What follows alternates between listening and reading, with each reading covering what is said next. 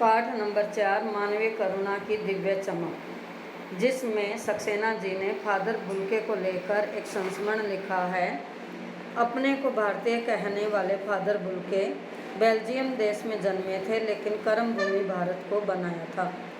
तो यहाँ पर लेखक ने फादर बुल्के को लेकर ही लिखा है। सबसे पहले फादर बुल्के को लेकर लेखक ने प्रश्न किया है कि जिस व्यक्ति ने पूरा जीवन लोगों की सेवा करते हुए बिताया, उसको अंतिम दिनों में भगवान ने इतना दुख क्यों दिया? क्योंकि उनकी मृत्यु जहरबाद अर्थात उनके शरीर में एक जहरीला फोड़ा हो गया था, मवाद हो गई थी, जिसमें पूरा जहर फैल गया था और जिस कारण उनकी मौत हुई थी।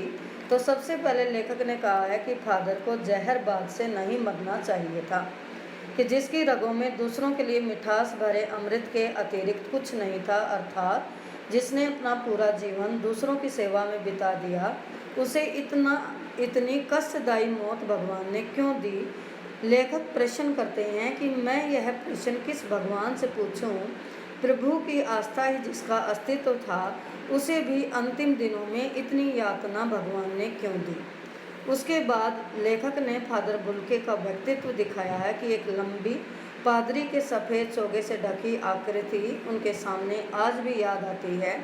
गोरा रंग, सफ़ेद जाई मारती भूरी दाढ़ी, नीली आंखें, बाहें खोल गले लगाने को आतुर, अर्थात सब को गले लगाने के लिए वो व्याकुल रहते थे। इतनी ममता, इतना अपनत्व है इस साधु में अपने आप ही उमड़ता था।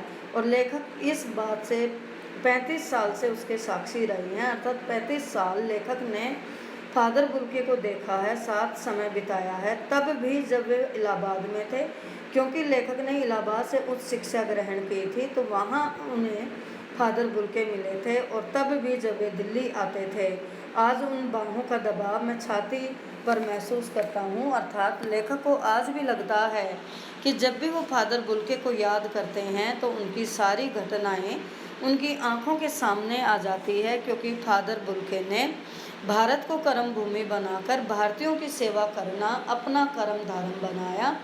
धर्म शिक्षा लेकर उन्होंने समाज सेवा को ही अपना कर्तव्य बनाया और भारतीयों की सेवा वे करते रहे। नए साहित्यकारों की और भारतीय लोगों की सेवा करना उन्होंने अपना जीवन का उद्देश्य बनाया, और जिससे भी वो मिलते थे एक बार रिश्ता बनाते थे, उसे पूरा निभाते थे। तो इतनी ममता रखने वाले व्यक्ति को भी इतना कष्टदायी मौत मिली, इस बात पर लेखक प्रश्न मानो भगवान से करते हैं, भगवान से पूछना चाहते हैं।